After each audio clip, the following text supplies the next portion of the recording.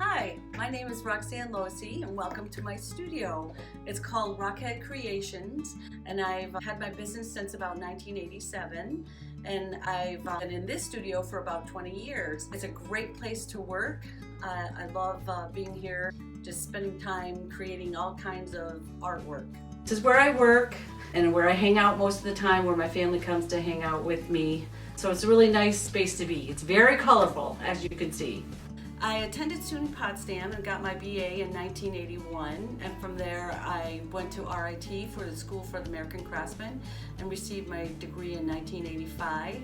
And at RIT I explored different clay bodies and different ways of creating pots and glazing and so on, and that's where I discovered colored slips. I knew that I wanted to be a potter, a functional potter, an artist. I like color, so obviously slips was the best choice for me to work with. I started taking art in high school. I knew I wanted to be an artist for a really long time because both of my parents were very creative.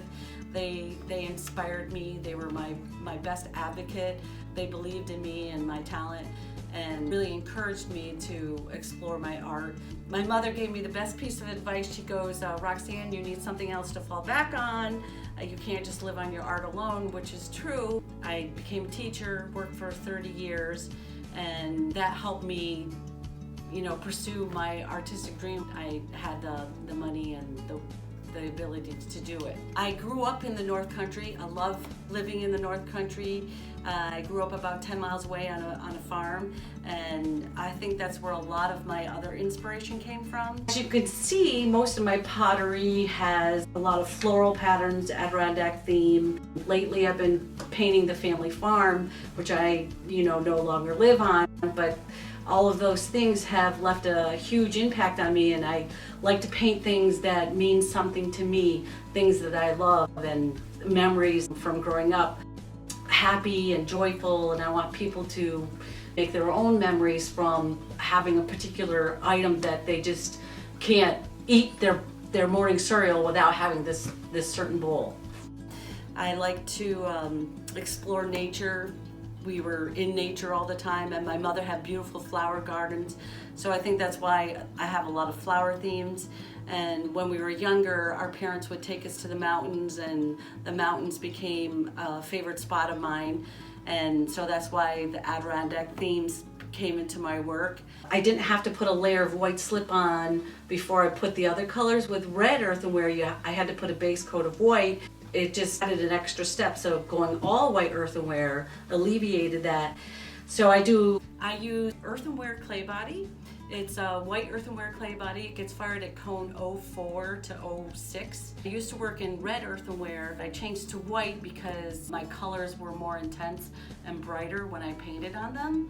The earthenware allows me to get these kind of colors, because if I was using a stoneware clay body, the work is beautiful, but you can't really get a lot of, if you paint something with a glaze, it might run, so the image would not be there. So working in a low fire clay body allows me to really paint what I see, and it'll be exactly the same way unfired and fired. I explore different glazes. I do some maiolica work. Maiolica is an Italian style of art, and you start with a white glaze and then you paint like washes of color on it, and it's such a really beautiful, subtle technique that I like using that. This is a maiolica piece, and when I was teaching the kids at college, I like to make big sculptural things. I always like to do three-dimensional flowers on my pieces. So this is with the white glaze and then washes of color painted on it just like you would on a piece of paper. This piece here is also an example of maiolica. I just like how the white glaze feels different than the slip. It's a little smoother. The farm I grew up on. And now lately I've been doing incising on my pottery, where I will draw the image and then I will carve out the image slightly. I will fire it and then I'll apply a black underglaze on it, and where the incised lines are, it will fill up with the black, and then when you wipe it off, everything else is white. And then I can add color on top of that, washes of color. And for me, it's a really neat technique because it's more like a drawing. So I think that's why I like exploring that area.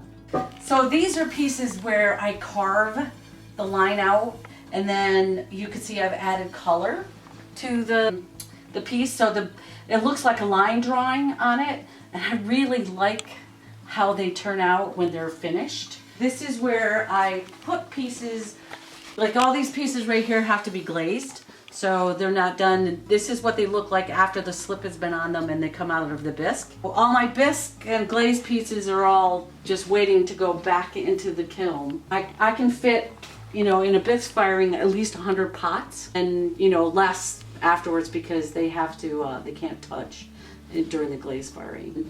And this is one of the pieces I just decorated a little bit a while ago.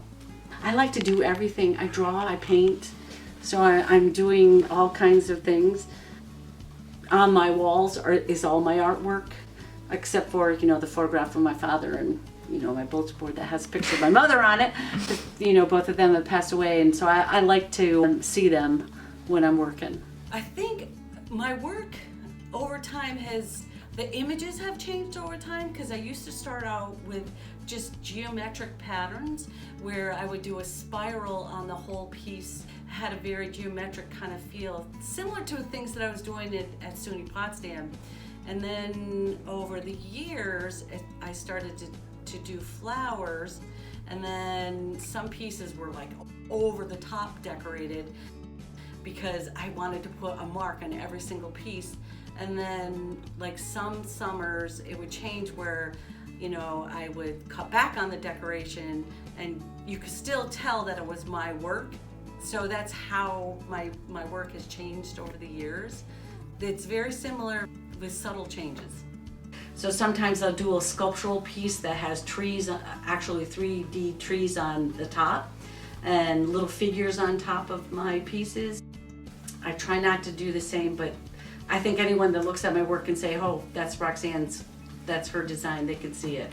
I wanted to make a name for myself up here in the North Country, and I think the last few years that has happened. And I think I've made a little niche up here where people come to me and say, hey Roxanne, can you make me this? I'm getting married, can you make me special wine goblets for our weddings? Those kinds of things make this place worthwhile to live.